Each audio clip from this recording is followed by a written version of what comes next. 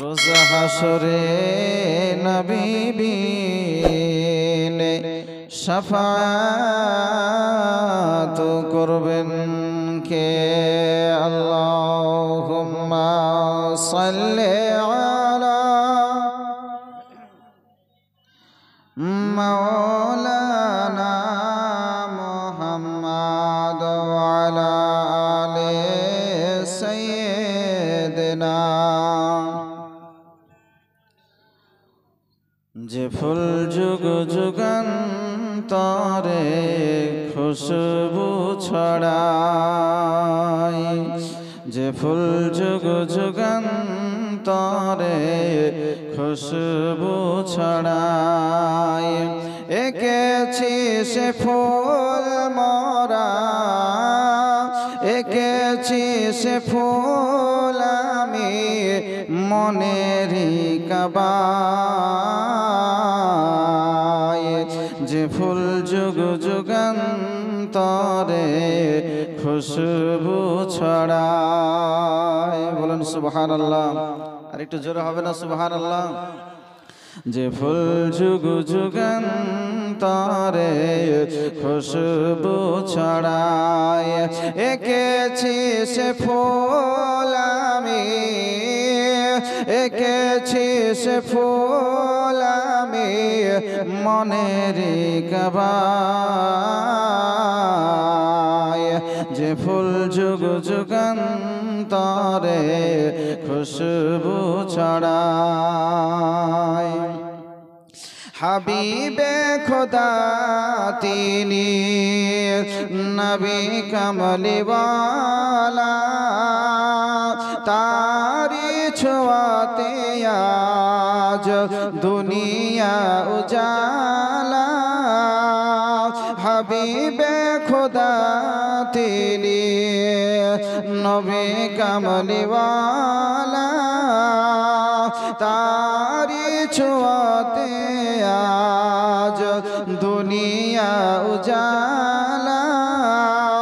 তারি বিরহে দো চোখ। একজন ভাই আমার বেনামি, বেনামি একজন ভাই আমার বেনামি 1 বস্তা সিমেন্ট আর 100 টাকা মসজিদের জন্য দান করেছে। আল্লাহ পাক যেন তার দানকে কবুল করেন। সবাই বলি আল্লাহুম্মা আমিন।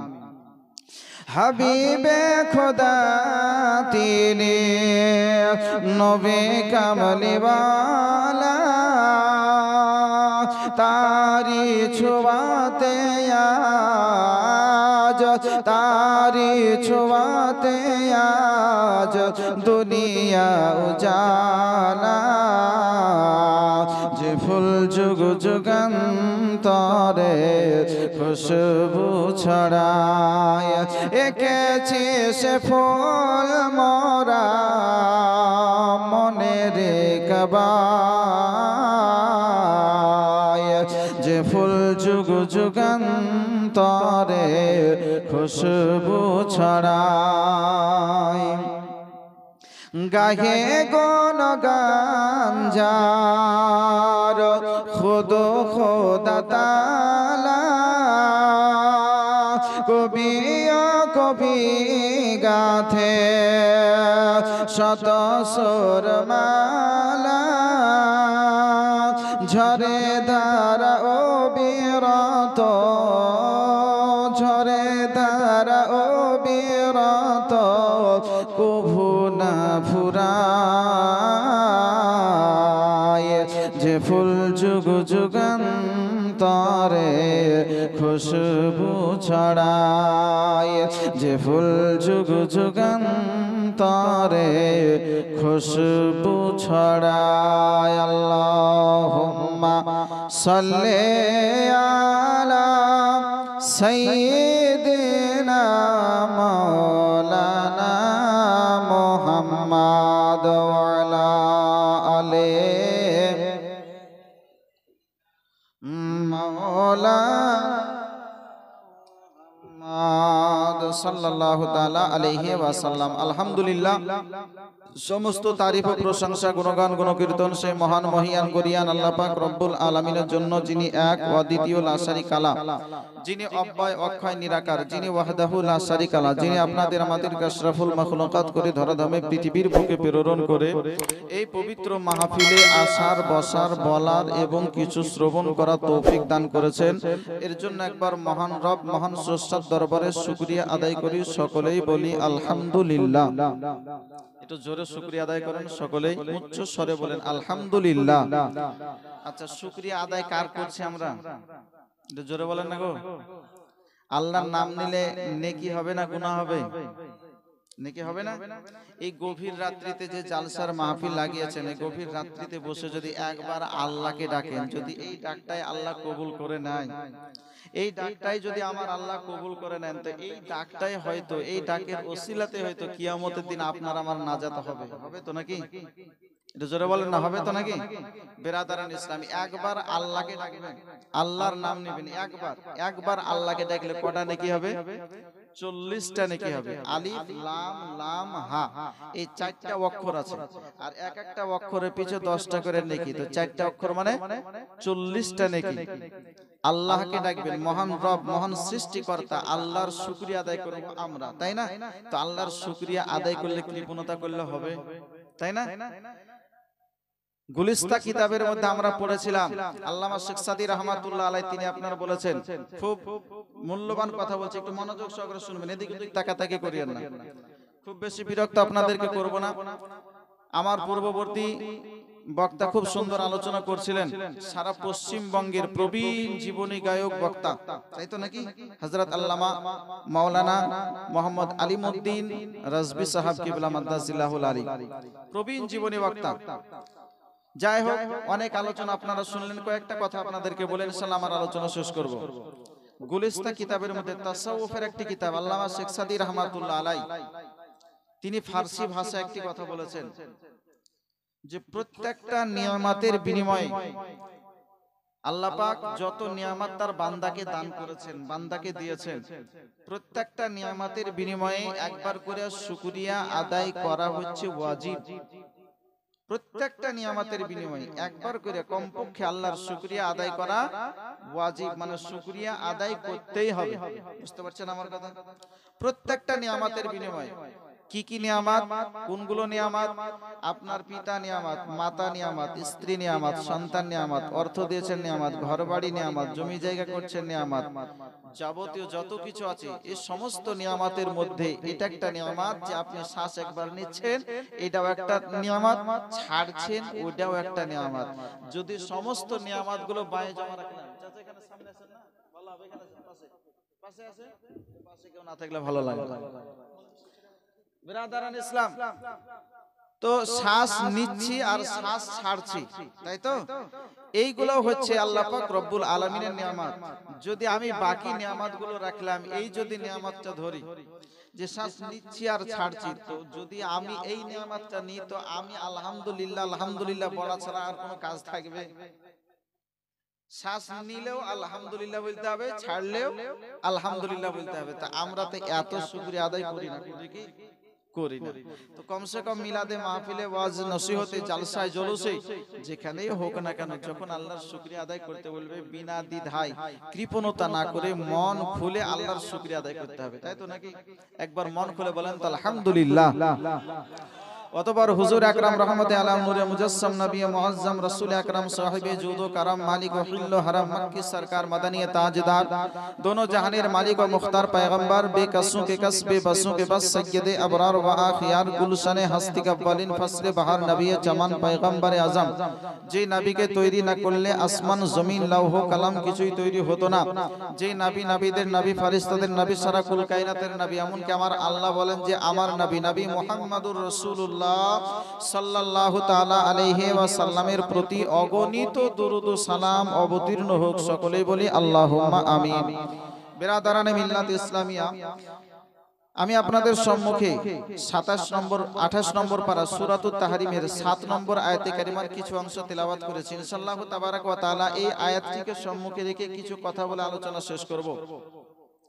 আল্লাহ পাক রব্বুল আলামিন সুবহানাহু ওয়া তাআলা তিনি আপনার পবিত্র কোরআনের মধ্যে কালামের মধ্যে ইরশাদ করেন, ইয়া আইয়ুহাল্লাযীনা আমানু কু আনফুসাকুম ওয়া আহলিকুম নারা, হে ঈমানদারগণ তোমরা নিজে জাহান্নামের আগুন থেকে বাঁচো আর তোমার আত্মীয় স্বজনকেও জাহান্নামের আগুন থেকে বাঁচাও। কে বলছেন? আমার আল্লাহ। কাকে বলছেন? ঈমানদারদেরকে। ভালো করে বোঝার চেষ্টা করবেন। আমার আল্লাহ বলছেন কাদেরকে বলছেন? যারা ঈমানওয়ালা, যারা ঈমানওয়ালা, যারা ঈমান এনেছে আল্লাহ আল্লাহর রাসূলের প্রতি, তাদেরকে সম্বোধন করে, তাদেরকে লক্ষ্য করে আমার আল্লাহ বলছেন, এই ঈমানদার বান্দা বান্দি যখন ডাক দিবে তো যারা ঈমানওয়ালা হবে তারাই তো সাড়া দিবে নাকি? আল্লাহ বলছেন, এই ঈমানদার বান্দা বান্দি শোনো, তুমি নিজে জাহান্নামের আগুন থেকে বাঁচো আর তোমার আত্মীয় স্বজনকেও জাহান্নামের আগুন থেকে বাঁচাও। নিজেও বাঁচতে হবে আর আত্মীয় স্বজনকেও জাহান্নামের আগুন থেকে বাঁচাতে হবে। জাহান্নাম, জাহান্নাম শুধু আমরা নাম শুনেছি, তাই না?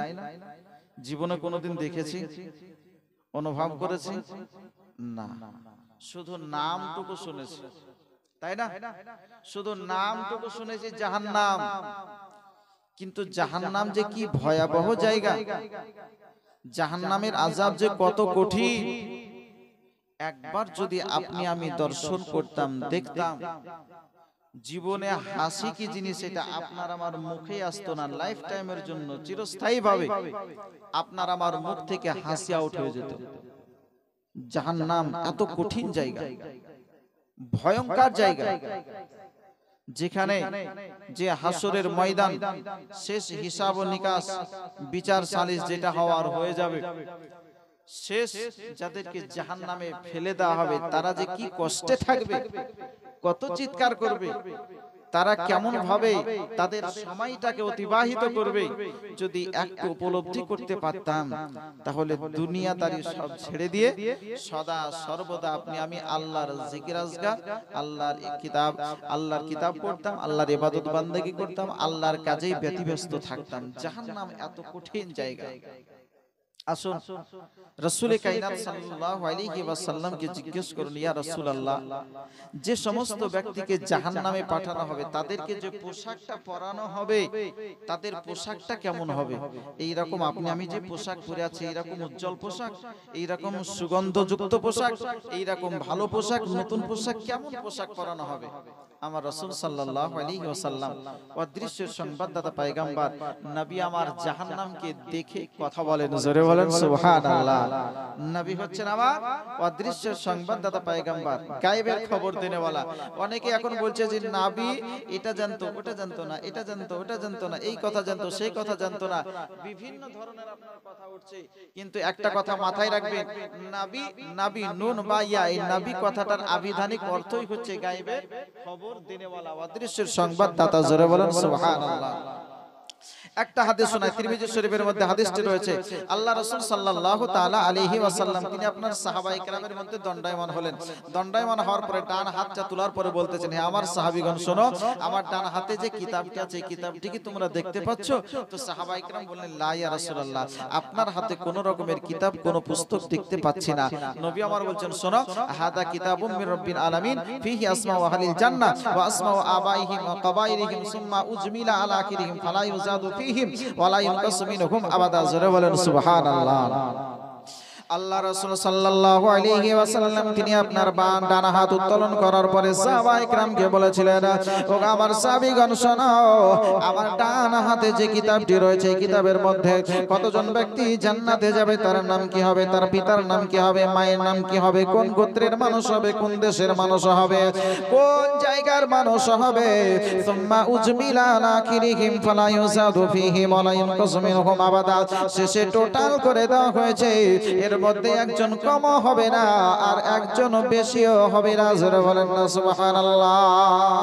আল্লাহর নবী সাল্লাল্লাহু আলাইহি ওয়াসাল্লাম বাম হস্ত মোবারক উত্তোলন করার পরে সাহাবায়ে কেরামকে বলেছিলেন, হাদা কিতাবুম মির রাব্বিল আলামিন ফীহি আসমাউ আহলিন নার ওয়া আসমাউ আবাইহিম ওয়া কবাইলিহিম সুম্মা উজমিলা আলা আখিরিহিম ফালা ইউজাদু ফীহি ওয়া লা ইউনকাসু মিনহুম আবাদা।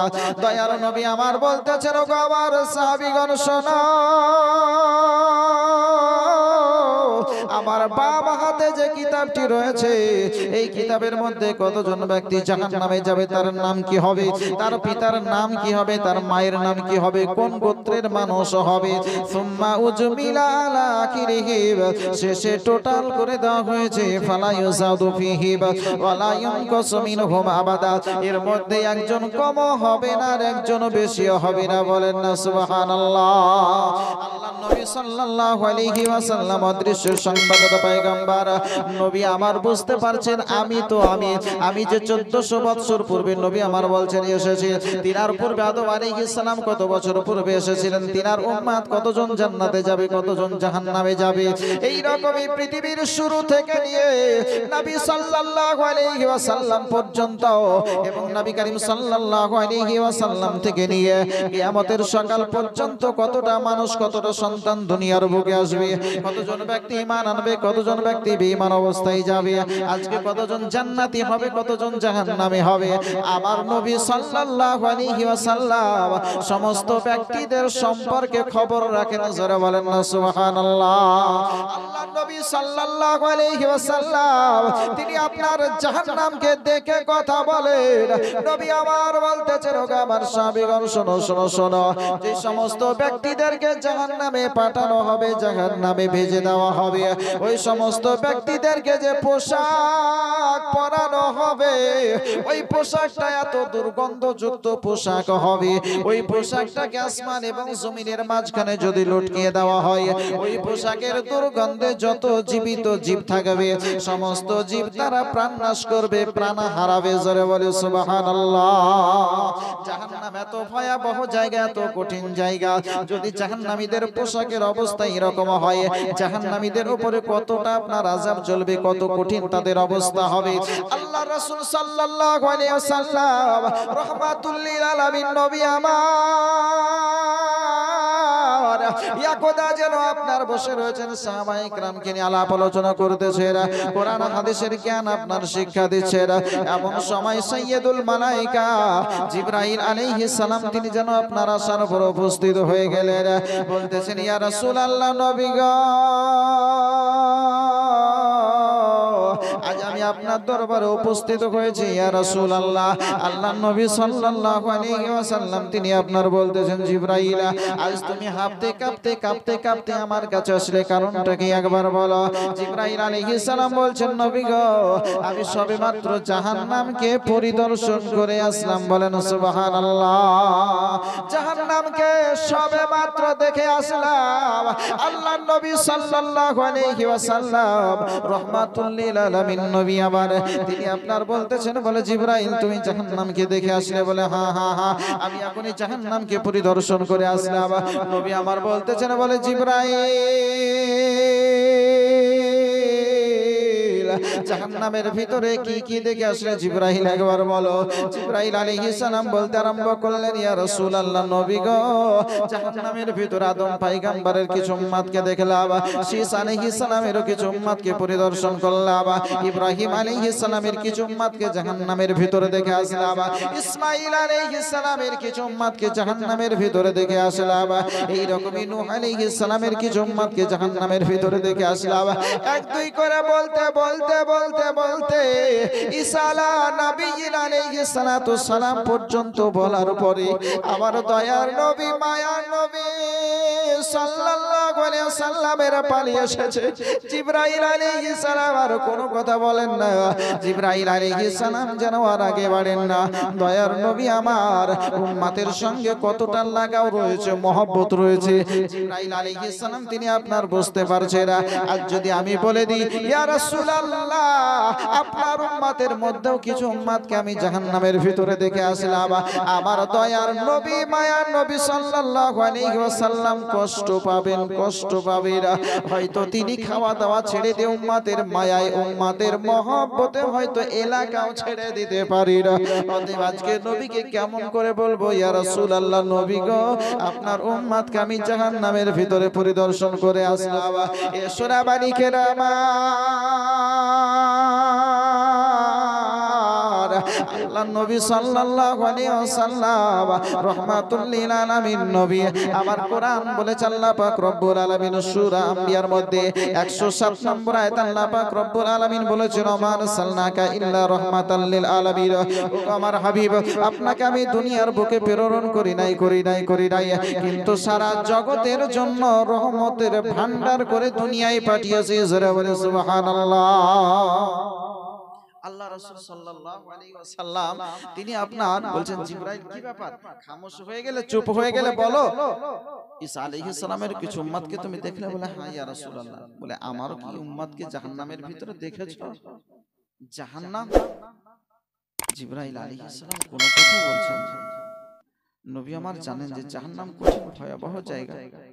আমার উম্মত যদি জাহান্নামে চলে যায়, আমি নবী আলাইহিস সালাম কেমন করে সহ্য করব তাদের কষ্ট? বলেন সুবহানাল্লাহ। নবী আমার দুনিয়ার বুকে যখন এসেছিলেন তখনও ক্রন্দন করেছিলেন, উম্মতি উম্মতি বলে। সারা জীবন যতদিন দুনিয়ায় থাকলেন নবী আমার কাঁদলেন উম্মতি উম্মতি বলে। জাহান্নাম কঠিন ভয়াবহ জায়গা। নবী আমার বলছেন, জিবরাইল আমার উম্মতকে কি তুমি জাহান্নামে দেখলে? জিবরাইল আলাইহিস সালাম কোনো কথা বলছেন না, দুবার হয়ে গেল। আল্লাহ রাসূল সাল্লাল্লাহু আলাইহি সাল্লাম তৃতীয়বারের বার জিজ্ঞেস করছেন, ইয়া জিবরাইল আজ বলো বলো, আমার উম্মতদেরকেও কি তুমি জাহান্নামের ভিতরে দেখে আসলে? একবার বলো। জিবরাইল আলাইহিস সালাম বলছেন, ইয়া রাসূলুল্লাহ নবী গো, আপনার উম্মতের মধ্যে কিছু উম্মতকে জাহান্নামের ভিতরে দেখে আসলাম গো নবী। যেমন উম্মতের কথা শোনা, উম্মতের দরদি নবী আমার সাহাবায়ে কেরামের কাছ থেকে যেন আপনার উঠে চলে গেলেন। সাহাবায়ে কেরামের কাছ থেকে উঠে চলে গেলেন। কোথায় গেলেন?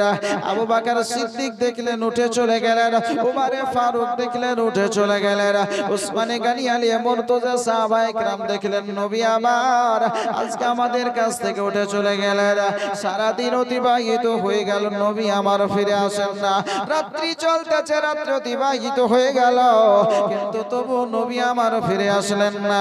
আবার পুরোটা দিন চলে যাচ্ছে, নবী আমার ফিরে আসছেন না। গোটা মক্কা মদিনার মানুষ সবার মুখে যেন নবী নবী নবী নবী করছে। আজ নবী হারামরা হয়ে গেলাম নাকি? আমরা কেন আর নবী মুস্তাফাকে দেখতে পাওয়া যায় না? আর কোথায় গেলে আমার নবী মুস্তাফাকে দেখতে পাবো? আমার নবীকে না দেখলে মনে শান্তি পাওয়া যায় না। ছোট্ট ছোট্ট বালকেরা তারাও যেন নবী নবী নবী নবী করে ক্রন্দন করেছে। দ্বিতীয় দিন পার হয়ে গেল, রাত্রি আসলো, রাত্রি যেন আপনার অতিবাহিত হয়ে গেল। সাহাবায়ে কেরাম খোঁজাখুঁজি করছেন, কোথাও নবী মুস্তাফার সন্ধান মেলে না। সাহাবায়ে কেরাম মনে মনে ভাবতেছেন হয়তো কোনো কাফির মুশরিক হয়তো কিছু করে ফেলতে পারে। এই বড় ভয়ে তিনি আপনার সাহাবায়ে কেরাম টেনশন করতেছিলেন। কিন্তু আল্লাহর নবী সাল্লাল্লাহু আলাইহি ওয়াসাল্লামকে খোঁজার জন্য ওই এলাকার বাইরে যখন আপনার ফাঁকা ময়দানের দিকে খোঁজাখুঁজি করতে আরম্ভ করলেন, সাহাবায়ে কেরাম যাকে দেখতে পান তাকে ধরে ধরে আপনার জিজ্ঞেস করেন, বলো গো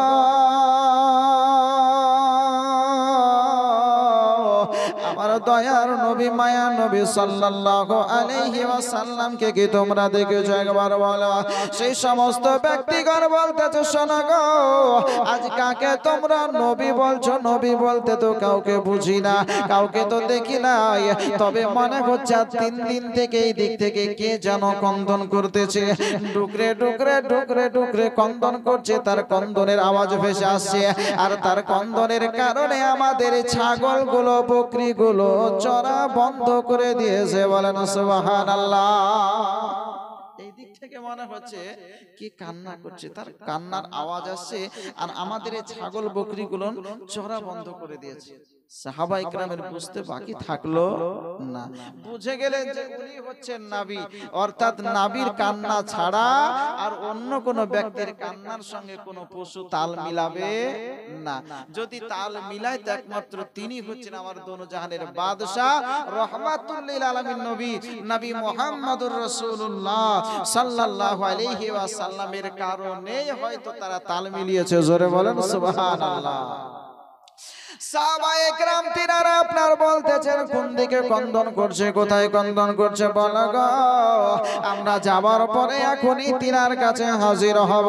এই সমস্ত রাকাল বাকাল যখন দেখিয়ে দিল, সাহাবায়ে কেরাম ছুটতে ছুটতে যাওয়ার পর উপস্থিত হয়েছেন আল্লাহর নবী আলাইহিস সালাতু তাসলিম সাজদায় পড়ে পড়ে কন্দন করছেন, রব্বি হাবলি উম্মতি, রব্বি হাবলি উম্মতি, রব্বি হাবলি উম্মতি।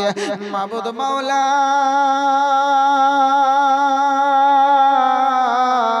আমার গুনাহগার উম্মতকে তুমি আমার হাওয়ালে করে দাও গো মাবুদ। আমার গুনাহগার উম্মতদেরকে সঙ্গে নিয়ে আমি নবী মুস্তাফা জান্নাতে চলে যেতে চাই। বলেন না সুবহানাল্লাহ। উম্মতের দরদে নবী আমার ওই জাহান্নাম থেকে বাঁচানোর জন্য আজকে সাজদায় পড়ে পড়ে নবী আমার কন্দন করছেন। জোরে বলেন সুবহানাল্লাহ। জাহান্নাম এত ভয়াবহ জায়গা, কঠিন জায়গা, আজ শুধু আমরা নাম শুনেছি, দেখিনি। কবর আমরা শুধু নাম শুনেছি, তাই না? কবর দেখিনি। আপনি বলবেন দেখিনি, না, শুধুমাত্র 3.5 হাতের একটি গর্ত দেখেছেন, আসল কবর আপনি আমি কেউ দেখিনি। যদি কবর দেখতাম জীবনে হাসি কি জিনিস মুখে আসা বন্ধ হয়ে যেত। কবরের টেনশনে, কবরের চিন্তায় শুধু আপনার আমার চোখের কোনা দিয়ে পানি ঝরত। দুনিয়ার এত মায়া, দুনিয়ার এত ভালোবাসা, দুনিয়ার এত প্রেম আপনার আমার মনের মধ্যে থাকতো না। কিন্তু আল্লাহ একটা মায়া মমতা ভালোবাসা দিয়ে দিয়েছে। এই মায়া মমতা ভালোবাসায় গোটা পৃথিবীটাকে ঘিরে রয়েছে। আজ ভালোবাসাটা নিয়ে পৃথিবীতে আপনি আমি ছুটোছুটি করছি, তাই না? বাবজি, আমার ছেলে মেয়ে বিবি বাচ্চা পিতা মাতা সকলের মহব্বতে আজকে পৃথিবীর বুকে আপনি আমি জীবন যাপন করছি। যদি এই মহব্বতটুকু ভালোবাসাটুকু না থাকতো তাহলে পৃথিবীতে সবাই আপন আপন কাজ করত। আজ আপনি আমি অপরের কাজ করি কিন্তু নিজের কাজ করি না, নিজের কথা ভাবি না যে এখনই যদি আমার শ্বাস বেরিয়ে যায় তাহলে আমার কি হবে। ওই জাহান্নামের জ্বালানি আমাকে হতে হবে না তো? আমার আল্লাহ বলেছেন জাহান্নামের জ্বালানি অন্য কিছু নয়, ওয়াকুদুহান নাস ওয়াল হিজারা, জাহান্নামের ইন্ধন, জাহান্নামের জ্বালানি এটা হচ্ছে আপনার মানুষ আর পাথর। মানুষ আর পাথর, অন্য কিছু দিয়ে জাহান্নাম জ্বলবে না বাবজি, অন্য কিছু দিয়ে জ্বলবে না গো মা জাহান্নাম। জাহান্নাম জ্বলবে মানুষ দিয়ে, জাহান্নাম জ্বলবে পাথর দিয়ে। আপনার আমার মতনই মানুষ ওই জাহান্নামের জ্বালানি হবে। আজ আপনি আমি জাহান্নামের ভয় করি না। যদি জাহান্নামের ভয় থাকতো তাহলে আপনার আমার 5 ওয়াক্ত নামাজ ছুটতো। জোরে বলেন, এটা জোরে বলেন, ছুটতো? যদি আপনার আমার ভিতরে অরিজিনাল জাহান্নামের ভয় থাকতো, পবিত্র মাহে রমজান যে সামনে আসছে, এরকম আরো রমজান অতিবাহিত হয়ে গেছে, রমজানের রোজা ছুটতো? ছুটতো না। যদি প্রকৃতভাবে জাহান্নামের ভয় আপনার আমার অন্তরে থাকতো তাহলে কি বাপ মাকে কষ্ট দিতে পারতাম? পারতাম? পারতাম না। যদি প্রকৃতভাবে জাহান্নামের ভয় থাকতো তাহলে মিথ্যা কথা বলতে পারতাম না, অন্যায় ভাবে খেতে পারতাম না কারো সম্পদ, অন্যায় ভাবে ছিনিয়ে নিতে পারতাম না কারো সম্পদ, কখনোই আপনি আমি অন্যায় পথে চলতে পারতাম না যদি প্রকৃতভাবে জাহান্নামের ভয় আপনার আমার ভিতরে থাকতো, তাই না? প্রকৃত সে ভয়, কবরের ভয়, জাহান্নামের ভয় আপনার আমার কিন্তু অন্তরে না। আছে কি? শুধু দুনিয়ার লোভ লালসা। মায়েদেরকে বলবো, মা যদি প্রকৃতভাবে জাহান্নামের ভয় তোমার অন্তরে থাকতো তুমি কখনোই বেপরদা হয়ে চলতে পারতে না। মায়েদের চুল থেকে নিয়ে পায়ের নখ পর্যন্ত, মুফতি সাহেব তাই তো নাকি? মায়েদের চুল থেকে নিয়ে পায়ের নখ পর্যন্ত ঢেকে রাখা হচ্ছে ফরজ, শুধুমাত্র মুখমণ্ডল, চেহারা আর হাতের কবজি থেকে সম্মুখের দিক এতটুকু মাত্র খুলে রাখতে পারবে, এর চাইতে বেশি নয় বাবজি আমার। ও মা বোনেরা, আজ যদি আপনার কোনো হাতের অংশ দেখা যায়, ওই জায়গাটা জাহান্নামে জ্বলবে। পেটের যদি কোনো অংশ দেখতে পাওয়া যায়, ওই জায়গাটা জাহান্নামে জ্বলবে। যদি আপনার পায়ের কোনো অংশ দেখতে পায় অন্য কোনো পুরুষ, ওই পায়ের অংশটা জাহান্নামে জ্বলবে। মা, কোন অংশটা নিয়ে তুমি জান্নাতে যাবে একবার ভাবলে না? যদি তোমার হাত জাহান্নামে যায়, তো তোমার বডিটাকে আলাদা করে জান্নাতে পাঠানো হবে? হবে না। যদি হাতটা জাহান্নামে যায়, তো গোটা বডি, হযরত তাই তো নাকি, গোটা বডি নিয়ে জাহান্নামে যাবে। যদি পা জাহান্নামে যায়, তো গোটা বডি নিয়ে জাহান্নামে যাবে। মা, তুমি কোন অংশটা নিয়ে, কোন অঙ্গটা নিয়ে তুমি জান্নাতে যাবে একবার চিন্তা করলে না? এই পৃথিবীতে আল্লাহ পাক রব্বুল আলামিন পাঠিয়েছেন শুধু দুনিয়াদারি করার জন্য নয়, আখিরাতের কাজ করার জন্য। স্ত্রী পুত্র ওই বন্ধু যারা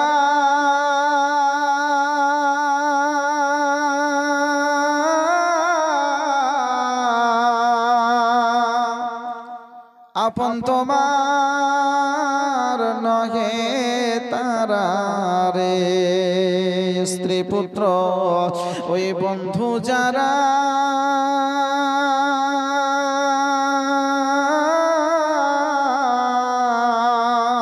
আপন তোমার নহে তারা রে। বুঝবে তুমি বিপদ কালে, বুঝবে তুমি বিপদ কালে, বুঝবে তুমি ভাই।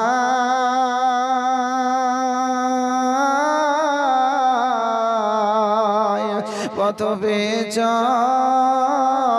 বেলা বেশি নাই, ও মন পতিকে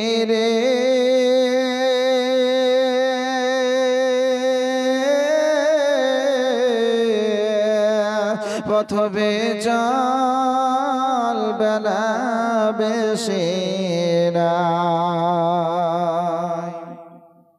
পুলসে রাতে ও গো কঠিন বলে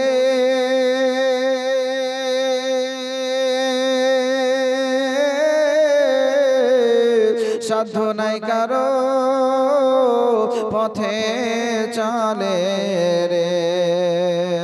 পার হবে নবীর শাফাত হলে, পার হবে নবীর শাফাত হলে, ও গো চোখের ইশারা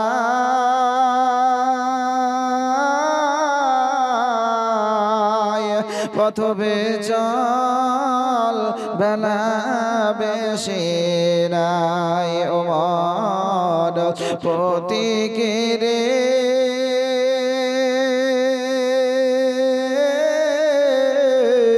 পথ বেচল বেলা বেশি নাই। আল্লাহুম্মা সাল্লি সাইয়্যিদিনা মাওলানা মুহাম্মদ ওয়া আলা আলিহি মাওলানা। আল্লাহর নবী সাল্লাল্লাহু তাআলা আলাইহি ওয়াসাল্লাম তিনি আপনার জানিয়ে দিয়েছেন জাহান্নাম কঠিন ভয়াবহ